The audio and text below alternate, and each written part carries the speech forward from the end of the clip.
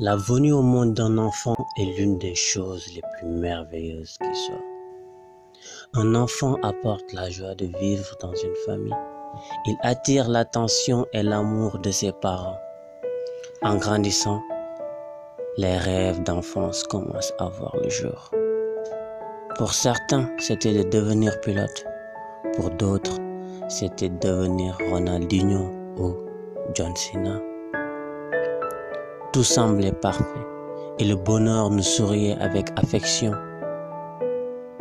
Mais un jour, une voix chuchote dans notre tête et nous dit que la vie n'est pas rose. Cette voix, c'est l'adolescence. On commence à grandir et la réalité du monde nous effraie. On aimerait redevenir enfant, mais cette époque est révolue. On s'aperçoit que cette étincelle de joie s'éteint petit à petit. Puis arrive le moment fatidique. On commence à nous plaindre de nos parents. On oublie qu'ils nous ont mis au monde, nourris, élevés. Ces personnes qui ne lésinent jamais quand il s'agit de notre avenir. On se plaint de ne pas être né au bon endroit. Des professeurs qui nous donnent trop d'exercices à faire à la maison. De ne pas avoir le dernier iPhone comme certains de nos camarades. On se plaint et plus on grandit, plus le trou dans notre cœur s'agrandit. On se plaint du gouvernement qui ne change pas les choses, ou du moins qui n'essaie pas. On se plaint de notre job.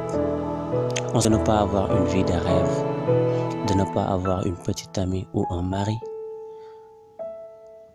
On se plaint de tout car on n'arrive pas à faire face aux réalités de la vie. On n'arrive pas à assumer notre responsabilité et on a peur du changement.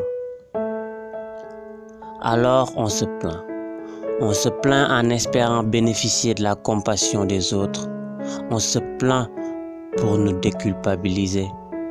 On se plaint pour attirer l'attention sur nous. Mais ce qu'il faut savoir, c'est que cette technique a une durée déterminée. Il arrive un moment où les gens commencent à en avoir marre de nos plaintes et nous laissent dans notre cercle vicieux. Car au moment où tu te plains de tes parents qui ne te donnent pas assez d'argent de poche, en Syrie, la guerre a fait des orphelins. Pendant que tu te plains de ton lit qui n'est pas assez confortable, à Rebeuss, des détenus dorment empilés comme des sardines. Pendant que tu te plains de manger la même chose depuis une semaine, en Soudan, la famine règne et les enfants font la queue désespérément pour avoir quelque chose à se mettre sous la dent. Tu cries sur ta mère car tu as une petite migraine. Quelque part, un autre donnerait tout pour avoir sa mère à ses côtés afin de le consoler. Quoi de mieux que la tendresse d'une mère pour nous aider à aller mieux? La vie est très courte, ne la gâchons pas, car on a peur d'assumer nos actes. Au lieu de perdre son temps et son énergie à se plaindre, prenez ces temps et cultivez la gratitude. Regardez autour de vous, vous êtes en bonne santé. Si on se plaint, c'est parce qu'on a le temps et l'énergie pour le faire. Soyez reconnaissants envers vos parents de vous avoir mis au monde, éduqués, aimés plus que tout et protégés. Vous avez une famille qui vous aime, des amis formidables sur qui compter, un travail ou des études à faire, un toit, un téléphone, la liberté de bouger et d'aller où bon vous semble. Des personnes qui vous aiment et qui vous apprécient pour ce que vous êtes.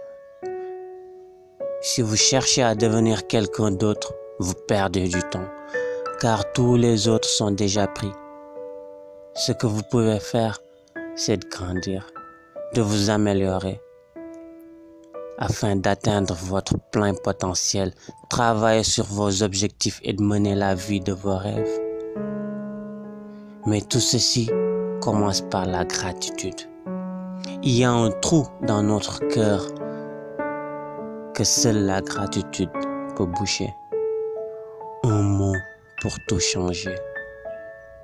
Merci. On dit souvent que c'est lorsqu'on perd une chose qu'on se rend compte de sa valeur. Alors, n'attendons pas d'en arriver là. Donnons de la valeur aux choses dont on dispose.